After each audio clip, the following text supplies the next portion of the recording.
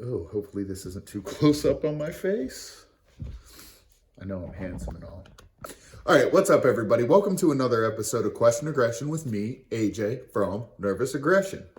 So today is something that I've seen a lot of people kind of talk about back and forth on Facebook lately, specifically, I guess with shows kicking back up, it's summertime, all that stuff. Speaking of which, it is hot as shit out and I have no AC, so you're going to see some greasy ass hair from me quite often for these next several episodes. Anyhow, another reason I wanted to bring this up is because I actually, after seeing particularly one promoter get kind of angry with a band who left them high and dry, it reminded me that, I used to do shit. I never did anything like that, but I used to do shit too.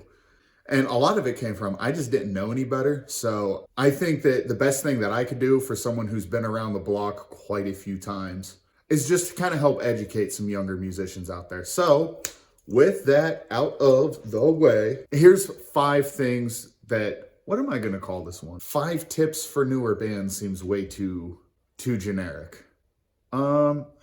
5 things to never do, 5 things to be not that shitty band that nobody wants to work with, 5 things to not be a dickhead, 5 things, whatever. I'm sure I'll come up with the title when I'm editing. So, intro! Let's go!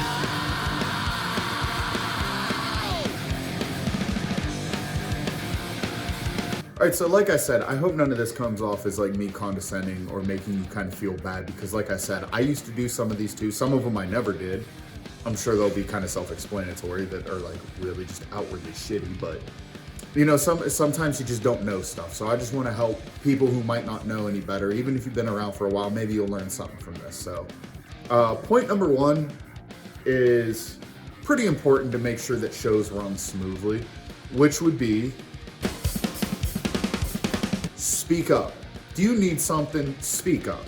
Do you need to play at a different time? Maybe someone's got work in the morning, or maybe you got to come in a little later than you thought. Speak up. Did your amp just crap out? Ask one of the bands, ask the promoter, ask somebody.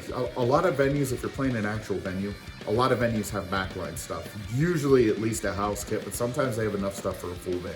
Sometimes it's pretty good stuff, sometimes it's not the best, but if you need it, you need it.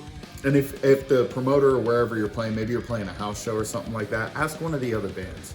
I guarantee any other band that you've played with has been in this position at least once in their career if they've been around long enough, which honestly doesn't take that long. So try asking before the show. Use Facebook, look them up, follow their band. Obviously, you should probably be doing that already. But ask even before you get there if possible.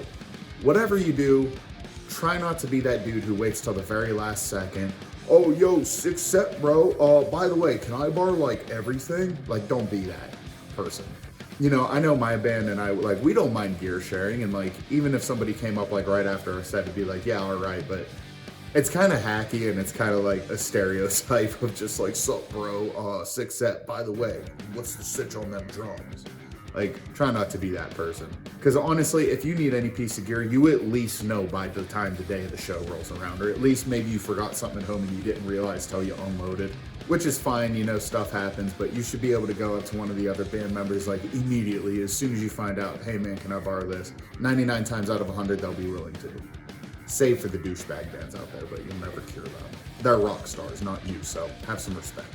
All right, that kind of rolls right into point number 2, which is, if you can't make a gig, that's fine. I mean, it's not fine, it kind of screws everything up a little bit. But if you let people know at least a couple weeks in advance, if I was throwing a show, okay, and you got a hold of me even a week before the show, that'd be plenty of time for me to find a fill-in band, or, hey, okay, easy enough, we'll just shorten the sets. It's really not that big of a deal. It is a little irritating when it's the day of the show and someone hits me up, oh, we can't make it. That feels a little shitty, but generally there's a really good reason if someone's doing that. Hell, just the last show I booked, the band hit me up maybe a week or 10 days before the show. One of the members had some family issues going on. Hope everything went well. Hey, no problem. Thanks for letting me know. What I cannot stand, what nobody can stand, is when you just don't say anything at all, you just don't show up to the gig. That's seriously disrespectful. How many jobs have you worked where that's okay? Almost every job, if not every job I worked, if you no call, no show, they take it as an automatic resignation. See you later. They start interviewing people the next day to fill your spot. So whether you're just like a hobbyist musician or maybe you're like me and you're trying to make this your career, approach a lot of these things as a job. Be professional. Make the gig. Like if you book the gig, make the gig. But if you can't make the gig, that's okay. Things come up, life happens. But as soon as you find out that you can't make the gig for whatever reason, get a hold of whoever booked the show, whether it be the promoter, whether it be the band who invited you onto the show that was already booked, whatever it is, as soon as you know, immediately reach out. If you do that, 9 times out of 10, people won't be pissed at that. I wouldn't be pissed at that. Even if it's day of, like, oh, that'd be irritating, but hey, at least you told me. Never no call, no show. And so speaking of being professional, that goes right into point number 3. Again, whether you're a hobbyist, whether you're an aspiring career musician, you have to always. So with few exceptions, like if you're on tour, I know I've been on tour, I don't always get the chance to get there early or like right at load in. Sometimes traffic jams happen, you're not familiar with the city. You have sometimes trouble finding the place even. But if it's a local show or maybe a little bit out of town or something, you have no excuse really to either A, know where the venue already is, or B, Google Maps it there and then leave an hour before the time it takes. So say it's a 3-hour drive, I'll leave 4 hours before loading.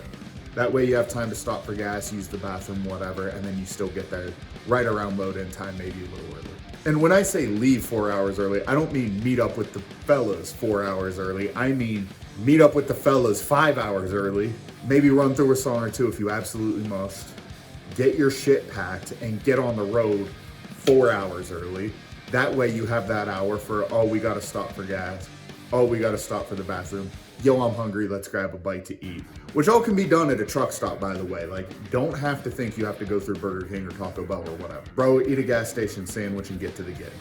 And on top of that, the other thing that is almost infinitely annoying, again, there's some exceptions here and there, but stay for the whole show. Like, what are you doing if you can only be there for a couple hours? There's been a few times where I've played really far out of state and had a guy fill in last second, and it's like, I can only fill in on this one condition. There have been times where I've left early, but I at least let everybody know that's the deal before I get there. I don't just dip, I don't just ghost. And even on those times where I've left, god damn, my eyes probably really red. I have really bad allergies and my eyes itch all the time, so sorry if my eyes are red, but. And even in those instances where I had to leave for other people's sake, I never felt good about it. Like, it was either that or have no fill-in instrument here, where it's kind of not really an option. We really needed this person. But even then, I felt horrible and unprofessional. So if all you guys are permanent members of the band, you're not having a fill-in guy and this is your only option, then you have no excuse to leave the show early, in all honesty. Otherwise, don't book the show if you can't stay all night. But even in the instance where last time we had to leave early, we were playing, I think, 3.5 hours away, and the guy we had filling in had to leave for work at like 4 o'clock in the morning. So it wasn't even just, oh, we want to leave early so he can get more sleep. It's, no, we have to leave early. He's going to sleep on the way. And as soon as he got dropped off at home, he hopped in his car and went to work. Like, he didn't even have time for a shower. So unless it's something like that, you should not be leaving a gig early. And besides, come on, like, you get paid at the end anyway. So you're most likely, if it's a paying gig, you're going to be missing out on that pay. And Lord knows you don't get paid much, but anything to put it in the tank, anything to get you motivated, anything to get you to the next gig. Point number 4, unfortunately, pertains to way more than just beginner musicians. As a matter of fact, more often than not, it pertains to dudes who have been around for quite a while. And honestly, it's just a sign of basic fucking respect and courtesy. So point number 4, at least watch a few songs from each band. There's times where I don't watch every single band set from beginning to end. Most of the time I don't do that, because most of the time I'm over at the merch table. I'm out stretching by the band because I'm getting old. I need to stretch out before a show. And especially if we're playing a hometown show. I know a lot of people in the scene around here. I know a lot of people that come to our shows. A lot of people want to talk to me. Being the singer and all, celebrity status. But no matter where I'm at, whether I'm hometown or far away on tour, no matter if the band that's playing are like some high school kids like just starting out and it's some like kind of like okay-ish covers, or whether it's a band that I'm truly genuinely impressed by and they're just like blowing us off stage. They're so amazing. I always try to catch at least a couple songs, at least 2-3 songs of everybody's set. You know, it's just basic respect. It's common courtesy. I'm not saying you gotta go and start the pit for every band you see, although I used to do that all the time. Like every band I played with, I'd jump into the pit, and now I'm just honestly kind of too lazy to do it. And you know, this might sound a little shitty, but like, you should be able to start your own pit if you're in a band. If not, like, you didn't earn it. I know that sounds kind of douchey, but I've played many of shows where people were just staring at us. So maybe if people aren't moshing, you know, they're just not feeling like moshing too. And sometimes that's not even a bad thing, because there's been plenty of times where we've played shows, nobody's moshing, they're all staring at us. I think we suck. And then I get off stage and everybody's telling me how amazing we were. But I'm getting off topic. At least check out a couple songs. And then there's even times, like I said, when I'm kind of busy and I can't check out a couple songs, but I always make sure like 1 or 2 of the guys in my band are watching some of the set. You know, it doesn't have to be like this group effort. Again, your whole band doesn't have to stand there at attention the whole time, but like, make sure if you're not able to sit for every single band, make sure one of your guys, hey man, can you go like watch a few songs, whatever. Like, it's just a unwritten rule. It's a respect thing. And at the end of the day, if you're not even into watching the other bands, then why are you there? I love music, I love live music, punk rock, hardcore, all that shit. So I genuinely like to watch most of the bands we play with. So that kind of wraps it for the tips. So wrapping this whole thing up, whether you're just starting out and you're a hobbyist, playing open mics, maybe doing some covers or something at your local bar for their wing night, or again, you're someone like me and you're trying to make this career, or in a way you kind of are a career musician, you should be following these tips. A lot of this is just common courtesy. That's all it really takes to not be blacklisted as a shithead. You don't gotta bend over backwards and ball wash every band you see. It's funny because I actually know someone in a band who's actually pretty popular now, who used to absolutely, like, uncomfortably practically worship me, even though I knew we weren't that great at the time. And it always came off as like really insincere and fake. And now that his band's kind of blown up, they're bigger than us now, he fucking acts like he doesn't even know me. So, you know, maybe that's just like a different topic for a different video. But what I'm trying to say is you don't need to be fake. You don't need to go overboard. You don't need to like act like you're playing with fucking insert huge famous band here. Just be respectful, be cool to each other, you know? And if you leave this video with anything, if you're starting out, you don't deserve shit. Stay humble. You're not a rock star. Really, none of us are. Rock star is a myth. Everybody's people. But I can't tell you enough how 9 times out of 10 people with the worst, most awful rock star attitudes are the shitty bands who barely ever play or they're just starting out. So if you're one of those people, you know who you are. Cut with the rock star bullshit. And if you're one of the people who's actually in a good band, who's been around for a while, but you're still a rock star douchebag, why? I'll never get it. Just remember, keep working hard, keep at it. You don't deserve anything off top, but with hard work and consistency, you'll have good things happen. All right, that wraps it up for top 5, whatever. I still don't really know. Actually, I only made 4 points now that I'm thinking about it. Oops, not top 5, whatever. Anyhow, once again, AJ, Nervous Aggression. Thanks for watching Question Aggression. We got a lot of shit going on this summer. I hope to see you guys soon. And I can't wait for you guys to hear this next EP. More on that later, though. Be safe, be good, peace.